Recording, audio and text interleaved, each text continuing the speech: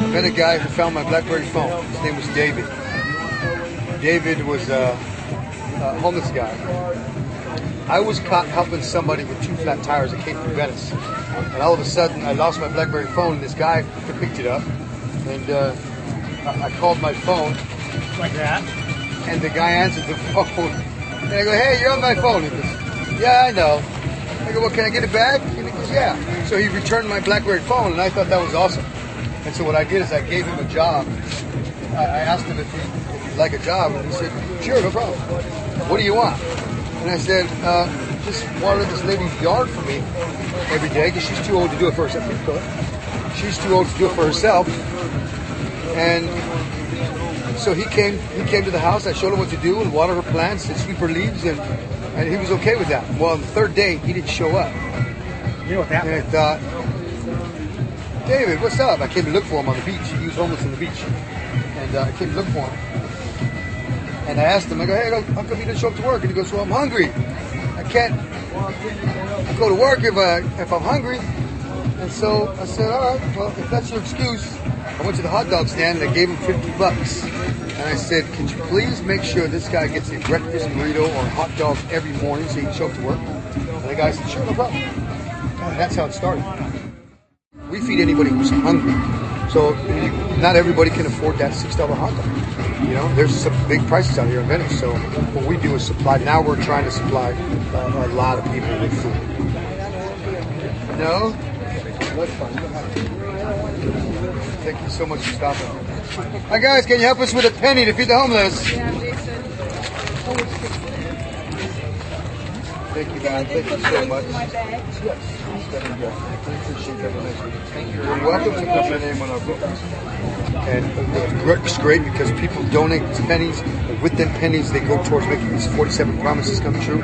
But they also go to buying every single thing that you see that is not donated. You know, we have to buy the bologna, we have to buy the salad, the peanut butter we buy. But there are other places that donate now. So we're getting some people that are actually recognizing us for helping. As long as we show up consistently, we're here all the time, we get great volunteers to help us, people are actually helping us. I think there's about at least 50 to 70 homeless kids out here. But there's kids from all over the world. They come from everywhere. They're from Wisconsin, Boston, Frisco, you know, and you see them right here. And we're very fortunate that these kids are actually taking us with them and bringing them back. Because they'll tell somebody in Frisco, hey, there's this tent over there in Venice. And they'll get a chance to find out where we're at. They'll just come in and go, hey, I heard about you guys. So it's really great. We're very happy. Easter, guys. Spider-Man. Please grab something, huh? Get something? Yeah, you grab something. Grab something. I guess I was making a decision not to give up. So I went to clean my kitchen floor and had to sweep it and got all these things that were on the floor. And I thought, wow, there's a lot of pennies. I wonder what would happen if I saved all my pennies all my life. And I instantly knew the answer. Because when I looked at the pennies, I thought, now what would I do with all these pennies? If I saved all my pennies all my life, what would I do? I'd be rich. I knew that. I'm a handyman, contractor. I make, pretty good money sometimes when things are great. So I instantly knew the answer. I closed my hand over the pennies and I thought to myself, now what would I do if I was rich? And I just had this overwhelming feeling. Oh my God, oh my God, oh my God. And I sat down on my desk and I wrote these words. And I said, send me a penny. And I promise you and you and you too, all over the world, to follow. And I started to write these 47 promises for 1 penny. And it just by chance, every single promise that I was making, I felt an overwhelming feeling to cry. Cry tears of joy because I was so happy, but I didn't know what was going on. So this blessing came upon me, and I was like, "Oh my God, what can I do?" And it was such a happy feeling that I was going to be able to do this. So I came across this picture helping somebody. She donated the picture to me. Her name was Trianne Rain, and she's on the website. She's a very, very good friend. She was in trouble, needed me to help her move her furniture, and that's what I did. She goes, "I can't pay you because I don't have any money." I go, "Well, don't worry, I don't want your money, I just want you to be happy, And so she goes, "Well, I got this art, please take a look at it." And we're flipping through her book, and all of a sudden I saw that, I'm like, "Hey, what is that?" She gave me a picture.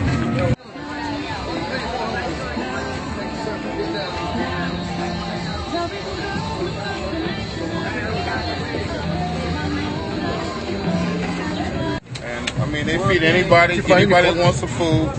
You don't have to. You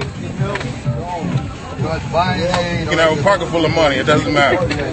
If you want to eat, come eat. You know what I mean? And they don't turn nobody down.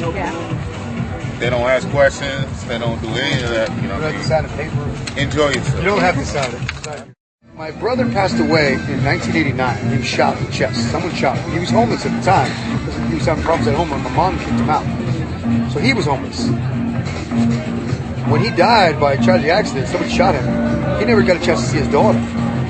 She was, his girlfriend was pregnant at the time, had the baby a few months after.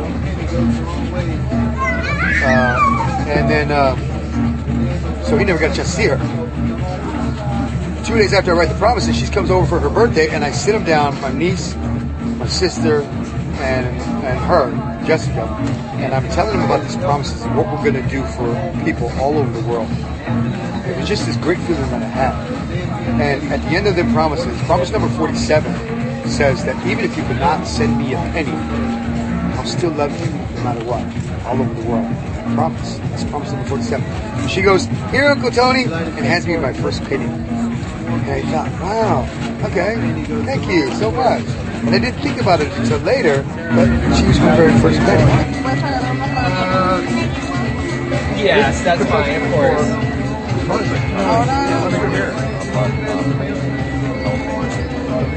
Well, then we're here to help.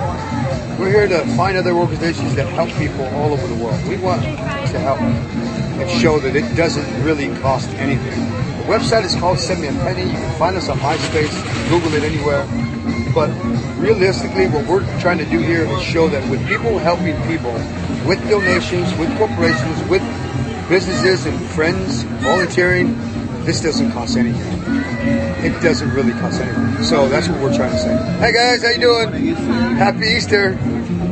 Welcome to Venice.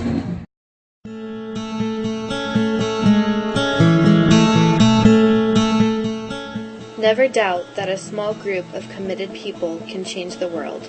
Indeed, it is the only thing that ever has. Margaret Mead.